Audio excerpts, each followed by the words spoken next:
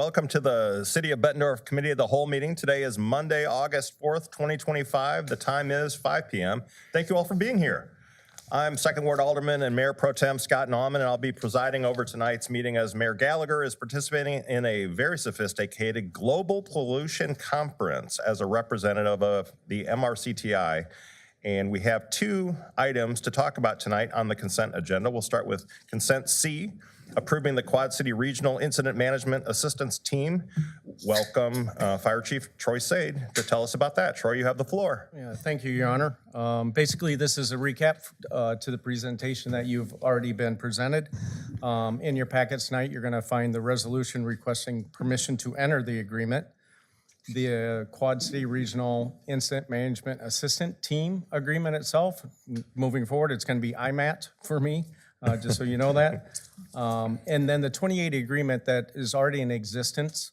And I threw that in there not just because of individual's name on the very top of that, but I put it in there because it's still in existence today. And when we started formulating this team, everybody said, why don't you just jump under this 2080 agreement that already exists between Iowa and Illinois? Well, the fact is, it only deals with fire departments. So when you get into your IMAT teams, you have a lot more people involved. It's just not fire personnel. You're looking at law enforcement, you're looking at public works, you're looking at GIS specialists, PIOs, any type of specialty that they have is part of this team. So we want to do an all-encompassing agreement to include both states. Just a reminder kind of what an IMAT team does. It's an assistance team that comes in to assist, and I make that very clear, assist the jurisdiction that's having an issue with their team. And generally, these are requested when we're dealing with long-term incidents, multi-operational periods. Perfect example is we just had two of our fire personnel get back from Texas. They've been running IMAT team for the last month with the devastating floods they had over the 4th of July. So these teams do exist, they're real. Most of the time, our city's really good. All cities are really good that first 24, 48 hours. But after that, it starts wearing on your resources. It's overwhelming for some right away, but it's overwhelming for everybody if it's multiple days, multiple operational periods where you don't shut down. And the key to it is they really get the IAP going for you. They set up all your operational periods and they forward think for that management team that's under that stress. So it's easy sitting back, armchair quarterback everything basically, because you're not in the heat of the moment. So that's the key component on it. And I just want to talk about a couple key things in the contract. Once again, assistant team. There is no way that this assistance team is going to come in and take over command. That is for the agency that is having the issue. They will assume command 100% of the time. We'll provide good information for them. Team members to enter into this agreement, to be part of this team, obviously need department head approval. You know, in my case, I would have to get approval from Decker Plain to be part of this team. And it's on a voluntary basis. So if the requesting agency calls out through the process that we have developed, they'll call the team coordinator. He'll reach out to us. If we can't formulate a team, we just can't do it because it's on a voluntary basis. We don't want to commit anybody to it. We're hoping to be 3 to 4 positions deep. And we want to be up and running by the beginning of the year, but it's probably going to be closer to spring by the time you get all those positions filled. The team members have to meet certain qualifications. Once again, it's very position specific on what they do. And they do a lot of the paperwork as well. For once you start to reach out to state and federal resources, there's a procedure we need to follow. So they'll help get that entity in line with that, and then it helps on the reimbursement side. I know we always talk about value and cost. The value to this, if you really look at big picture, our federal administration is restructuring and downsizing FEMA teams. That's their goal moving forward. They're gonna put it back on the state. Our state, the state of Iowa, does not have an IMAT team. We can't call them up and request them to get assistance in that long-term event. There's other areas that do have it. We could request them, but you're gonna pay dramatically to get that team in here to help us. And that goes with every city in the Quad Cities. So what we're trying to do is formulate our own plan, get everybody on the same page. As you know, Quad Cities works a heck of a lot better together than we do separate, and that's been proven time and time again. So, last thing I want to mention before I open up for questions is Robin Dunn, who's their Davenport Public Works Communications and Preparedness Manager, has done a tremendous job putting all of our documents together. The steering committee feeds her a lot of information. I feed her a ton of information that's really not organized. She has been instrumental in putting this together, putting the contracts together, getting it through legal approval, and moving forward. So along with Brian Payne, who's kind of the silent partner in all this, both EMAs have been excellent in getting this off the ground. So that's where we're at with the agreement. I would just open it up for any questions. Greg? Yes, sir. Chief, I think this is great, 100% supportive. I think it might be interesting, if possible, to, like we just had 2 firefighters down in Texas, right, helping out? If they could come back and kind of let everybody know what they did. Well, I think think it'd you be will see that. That's in the works right now. Okay, They just got back, and then I don't know how he managed it, but he left for one of them already left for vacation. I don't know who approved it, but somebody did. So he's gone all this week. They're coming back, or we're gonna do a little news media with it, Okay, just to good. let everybody know what's going on. I think everybody in the community be interested in that. Yeah, Okay, they did amazing work down there. Absolutely amazing work. thanks, Chief. Other questions for the chief? Comments? I have one, I guess, in terms of it seems like if you watch the news, every night, every day, there's another disaster where, heroes are walking in to make a difference, right? So how thin are the resources, and how does that end up getting processed where there's so much need, and then it's again, spinning plates kind of thing, right? Yeah, it is. And so FEMA, up to this point, has done really a wonderful job. Most people don't understand the complexity of an incident or event that takes place and all the resources it needs to help that area get back on their feet. These are long-term incidents. If you look at, like in North Carolina, they're still not even cleaned up from that. They were gonna give, I think, $200 million to it for the recovery or cleanup efforts. It's very taxing. And if you're not getting federal dollars or state dollars, it goes back to that individual community. So what we're trying to do in the Quad Cities, and I think we've done a great job, is work together to assist each other to get these type of things done. It's the same way with our mutual aid agreements, our auto aid agreements. We work together hand in hand, and really that's the best way to do it. I don't see the state giving us a big chunk of money. However, we've asked for it. I can tell you that Chief Kimball, when he was in this position, myself and the chief, fire chief, and police chief from Davenport met with all of our representatives, and we gave them some ideas for funding. So we'll see what happens, but Great. that's about it. Nick, go ahead. Thank you. Chief, just rough estimate, how often are we providing mutual aid to other municipalities around the area?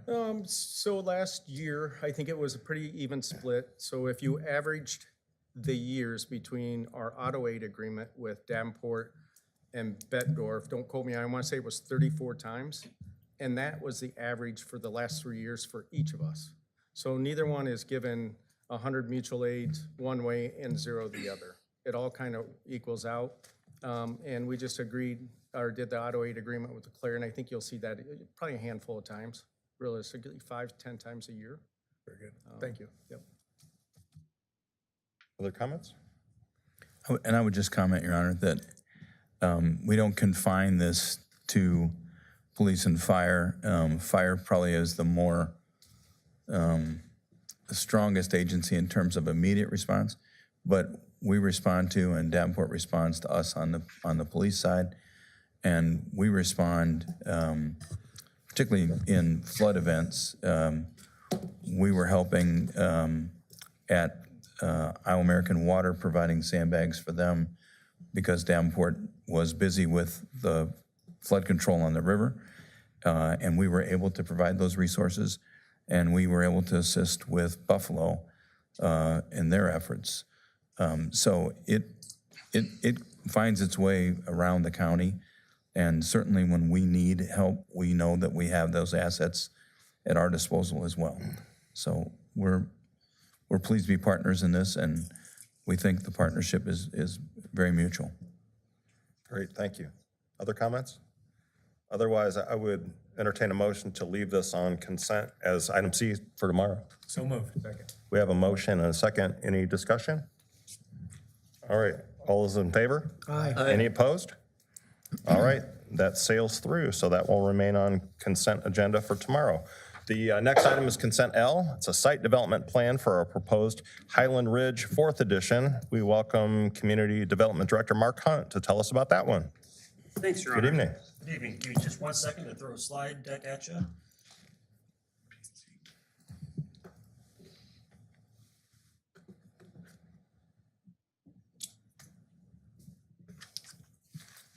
Your Honor, we have case 25029, Highland Ridge 4th Edition Site Development Plan. This is an area of town that will be very familiar to you all as we've had multiple cases come through. And this is the latest as a site development plan. It's in that mint and green color, if you will, aqua maybe, kind of below the corner of Forest Grove and Devil's Glen here, so this area in question. The applicant is EA Development Company. They originally had the whole project, a much larger piece of ground. Now they're just down to this piece. The other portions have been sold off and come to you as other projects previously.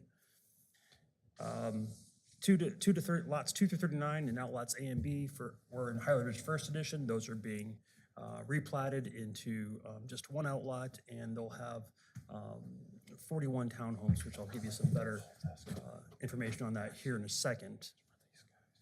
We always like to check our future land use map and check our planning documents. So our future land use map shows 2 or 3 different future land uses at play here. We have the mixed transitional, we have service commercial, and the neighborhood light kind of living on this side of the map. All of those allow the current zoning that's in place, and the current zoning that's in place also allows the proposed townhome constructions. You can have townhome in that R3 zoning, you can have townhomes in that C2 zoning. So we're congruent to there, and our comp plan does call out specifically expanding housing options as part of our strategies for the most currently adopted comprehensive plan. So we find alignment there as well. I'm sure hard to read on the screen, lots of tiny line types here, but trust me, the lots are very similar to the ones you just saw in the layout. So we do have kind of coming in off Rainforest Drive, one cul-de-sac and a bit of a fishhook shape here, and then a few other lots up kind of at the top of Rainforest Drive as it goes back north towards Forest Grove. 41 townhome lots. We do have a nice landscape berm here that will match the other side of the street, so you're gonna get some parity between the two. These will be 2-car garages, so we're gonna have 2 parking spots inside, and then whatever parking is also available on the driveway itself. All the right-of-way will have sidewalks. We're gonna match the existing sidewalk profiles that are here on Devil's Glen, and then, of course, all new right-of-way will have sidewalks on both sides. And then we do, just across the street, have our larger 10-foot trail system that is easily connected. And then north on Forest Grove Road, we have the trail system as well. We have an outlot reserved for stormwater. That's down here. So pretty much what we thought we were gonna get when this first came through our zoning, first concept plans, not a lot different here. Pretty much kind of what we thought we were gonna get. Give you a look at the 2 townhouse types they're gonna be bringing to the site. So depending on the topography, they'll have what they call a split level option. So it's kind of just your flat ground option. And then they also have what they call a 2-story option with walkout. So where you have more of a declining hillside, you'll have that walkout feel. You pull in and park, and then kind of a basement, walkout basement below you, and then the living space above. Both options look pretty similar as far as the design and footprint are pretty much the same, just the occupant would notice a difference, but from the passerby, not a huge difference.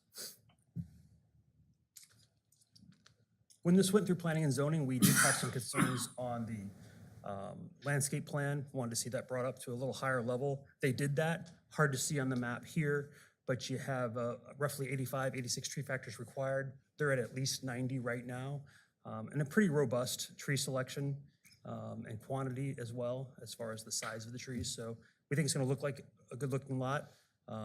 Some of these may be placed in slightly different locations, just depending on how the construction actually goes. We just don't want anything here in the outlot get in the way of our drainage stuff, so that's why you don't see anything there.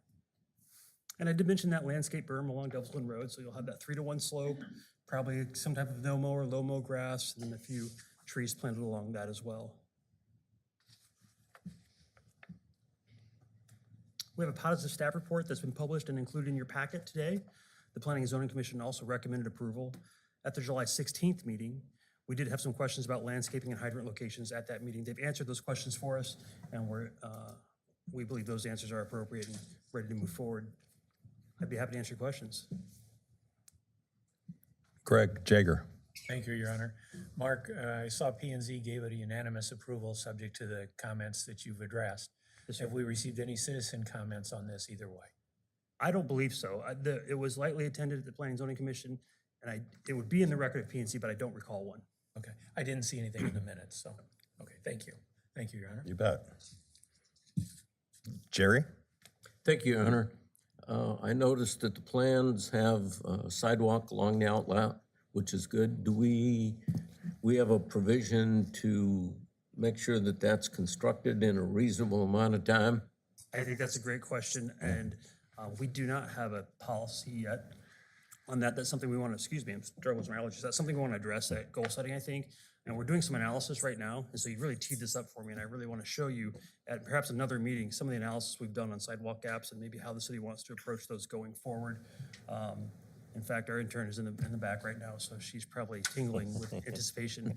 But I think it's an important question. We want our network to work and serve our customers, serve our residents, and if we have gaps, we certainly want to close them up. We will certainly request the developer get this one built out, but yeah, right now we need to work on that policy and somehow put that into practice. Thank you. Other questions?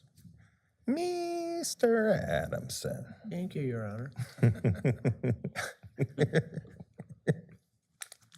Yep, stop it. Mark, they gotta have 90 trees or whatever. Yeah. Who decides what trees to put in? Is it something the city helps them with, or Right. Yep. it does? Yeah, so our landscape handbook and our zoning ordinance, which Yeah. then points to the landscape handbook, prescribes what trees are allowed and disallowed. That honestly needs updated, and that's something we're working on in the new zoning ordinance to modernize that tree selection and tree type. One of the things we're working on with our developers, and these guys have been great, is to try and really have diversity in tree species. So if you get a disease that comes through, you don't Right. knock out all the trees. If you're old enough to remember Dutch elm disease, this Right. country lost elm trees Ash trees. nationally, and then we've had ash trees recently. The next one on the chopping block is probably maples. There's a new bug out there going for maples. So we're asking for some spread or some diversity in that tree canopy, and they've worked on that. So I don't think anything's more than 20%, maybe 25%. We want to codify that in our next zoning ordinance. I've actually worked on the landscape handbook with our Trees Are Us committee, and so that we would update that. But I would say what you have here meets our current code and probably exceeds it, in my opinion. Okay, well, I know that, like cottonwoods, Yeah. I don't know if that's forbidden in the city. Absolutely not allowed, yep. Yeah, that's good. But also, and I know you deal with this all the time, trees grow and they plant them too close to the sidewalks or other Boy, right-of-ways and yeah. block views and things like that. So I think that's something, when you're redoing that needs to be discussed or thought Yeah, about. I too. think we have the 8-foot standard over sidewalks and over our trails, and I think it's 12 or 15 over our streets. Enforcement is really, when it gets egregious, we show up and kind of put pressure on you Right. to get it done. Otherwise, we try to use, as you know, so I think I'm working with some neighbors of yours to try and do some education, Right. and we're working on that, so. Well, I guess my point though, Mark, is that when you plant this type of a tree, that in 5 years it's gonna be, Yeah, so don't plant that tree or don't plant it that close or whatever. or in helping people understand that in the Yeah. future, you have a responsibility over the Yes. sidewalk, even though it's Yes. not the city's tree, it's your tree over our sidewalk. Thank you. Yep. Thank you, Your Honor. Yes, sir. Other comments? So my company, Milestone Construction Group, has done some pretty deep pricing for this EA. And so to avoid any perception of a conflict, I'd like to move this to the regular agenda, make that motion so that I can recuse. And You got it first. Second. So any discussion? All in favor? Aye. Any opposed? All right, so we'll see that tomorrow on the regular agenda. And we'll move on to our remaining item on our consent, which is, anyone have any comments to add or?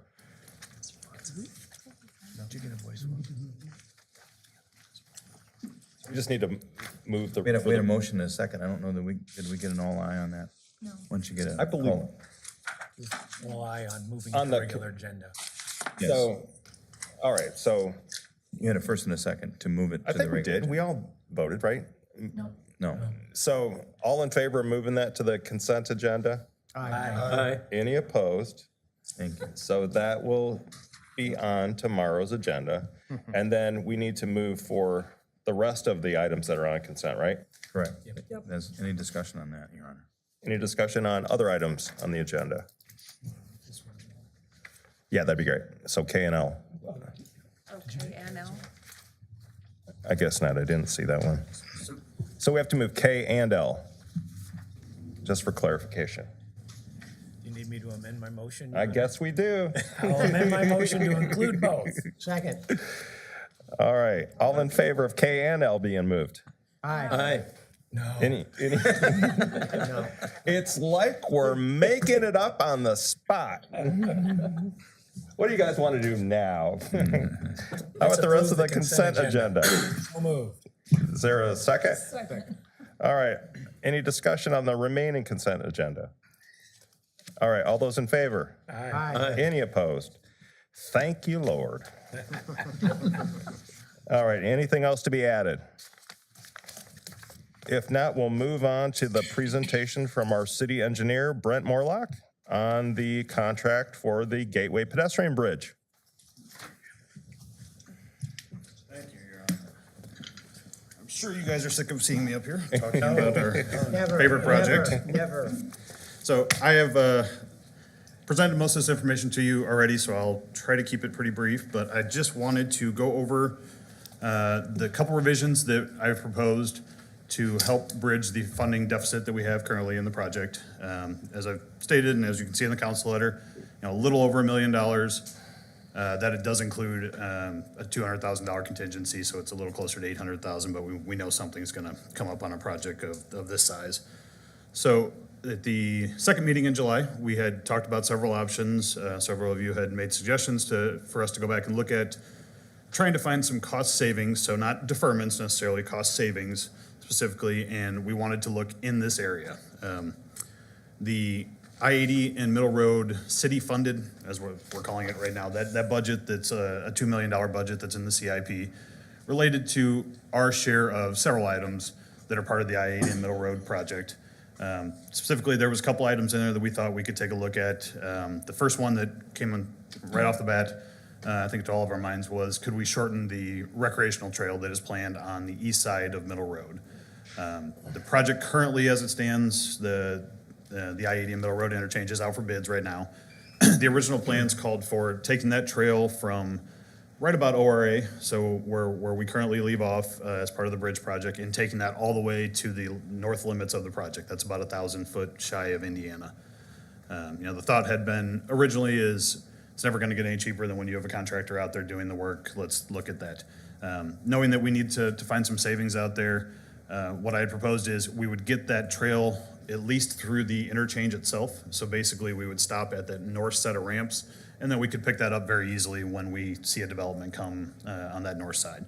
That's a cost savings of a little over $200,000.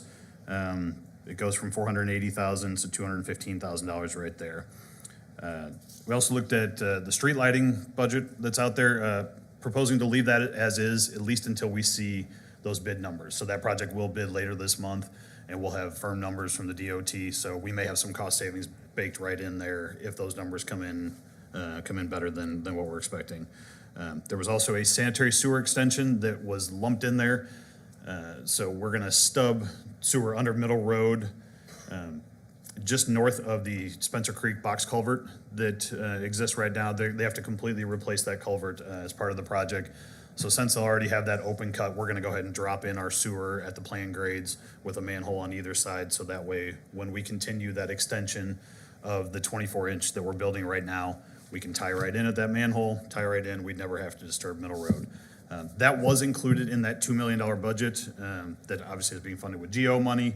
That really should have been out of the sanitary sewer, the enterprise fund. So I was proposing to pull that out of that budget and move that to the sewer enterprise. And then a reduction also in the streetscaping component of that project that Alderman Jager had requested, and I think everybody was in favor of removing, for the time being, the monument sign that was planned in there. We had just conceptualized, we hadn't even looked at cost for that, so we had $125,000 thrown in there, so we have removed that. If future council decide they want to look at some signage at a later date, that's something we could easily do, but for right now, we've removed that.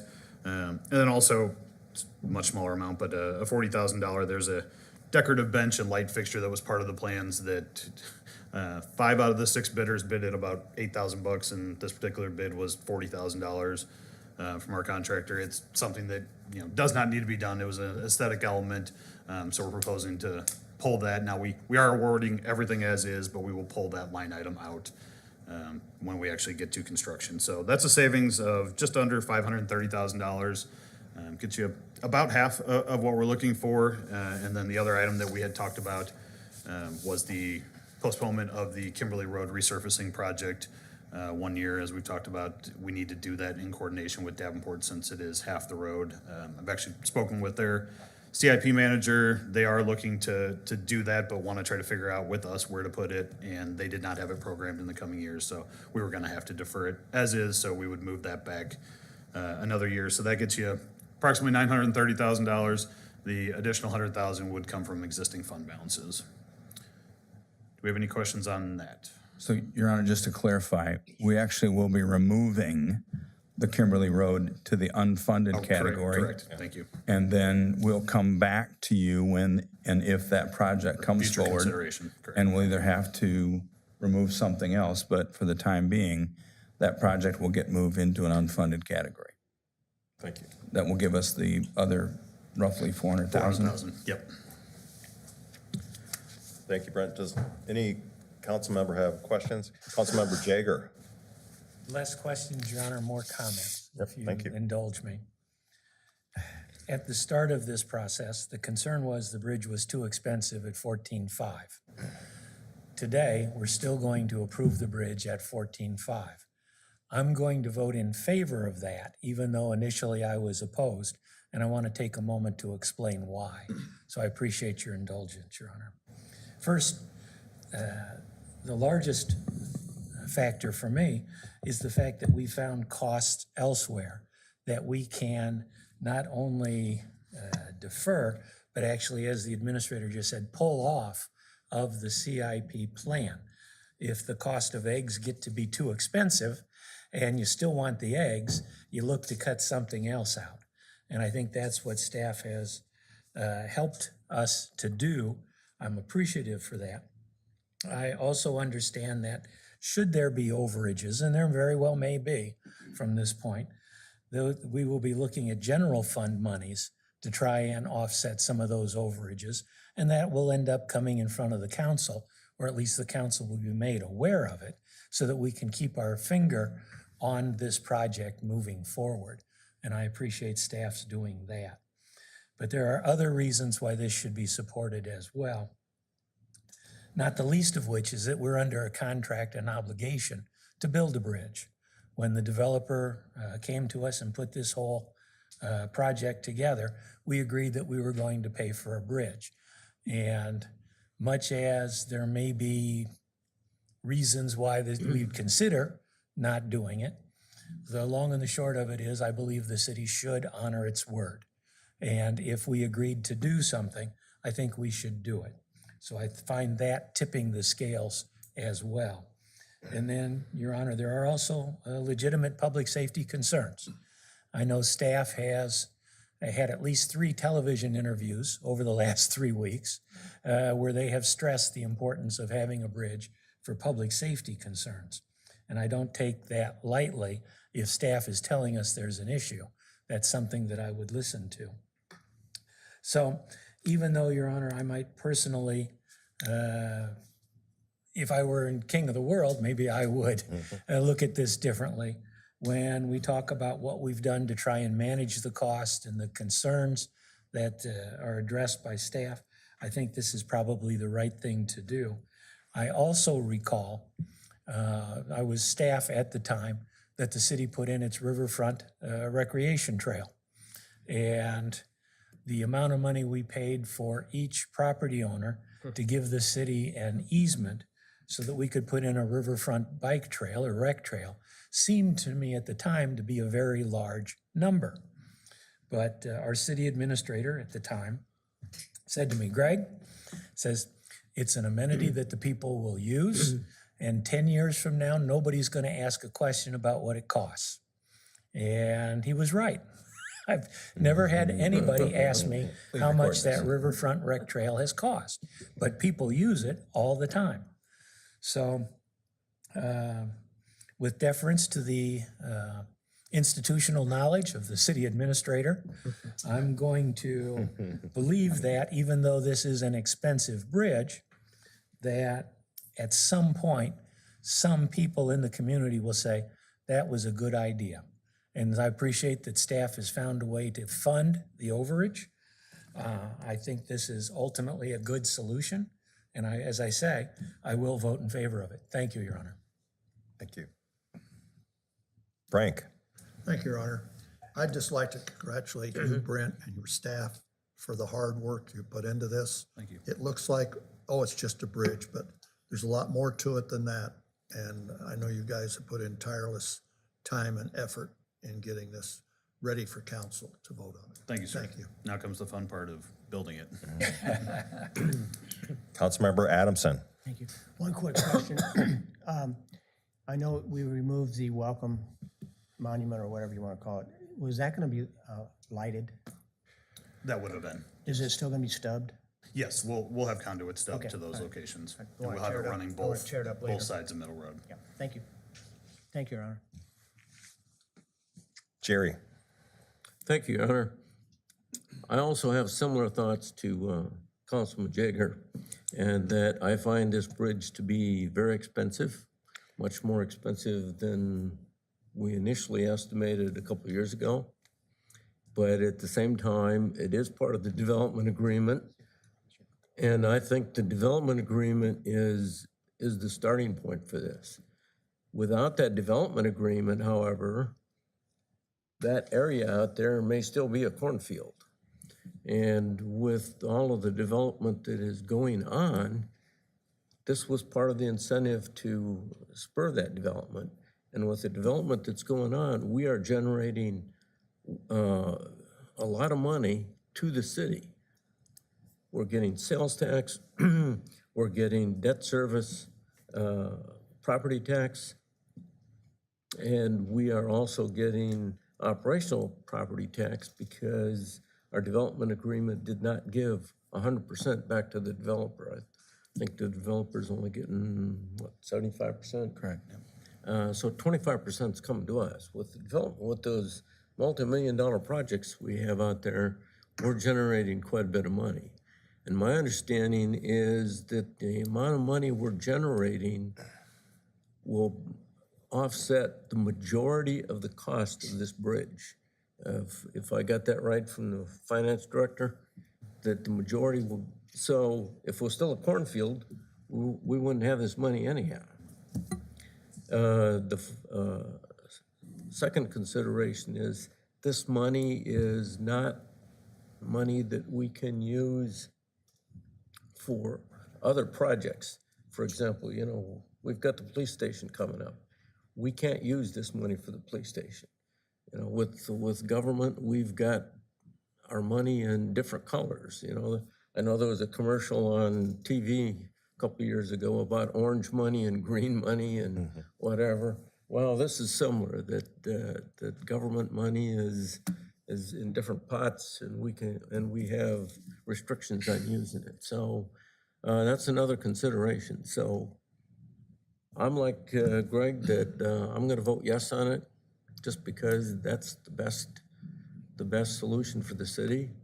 The other alternatives aren't as good. Defaulting is not good. another alternative is reject the bids, redesign it, and go out for new bids. Well, you'd have redesigned costs, and then you're 1 or 2 years down the road, and inflation and the cost of steel and other materials is gonna go up, and the cost would be the same anyhow, for a lesser bridge. So the right answer is let you build a bridge. Councilmember Pelzinski. Thank you, Your Honor. Brent, I'd echo what Frank said. You and your team have invested a lot of time and resources. Jason and his team, from a finance perspective, have invested a lot of time and resources on this project. I am very grateful for all of the efforts that you all have put into this project. I know this has been, I don't speak for the council, but I believe that all of us have spent a lot of time thinking about this, considering, weighing all the options that Councilmember Jager and Councilmember Sexter have brought up. I'm in support of the bridge. It's going to be a big, beautiful bridge, and we're looking forward to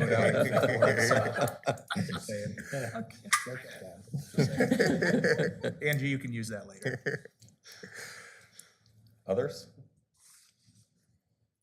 All right, thank you, Brent. And if there are no other questions or comments, I would entertain a motion to adjourn our committee of the whole, and then we can stand by for the special city council meeting moments later. So moved. Second. All those in favor? Aye. All right, we stand adjourned.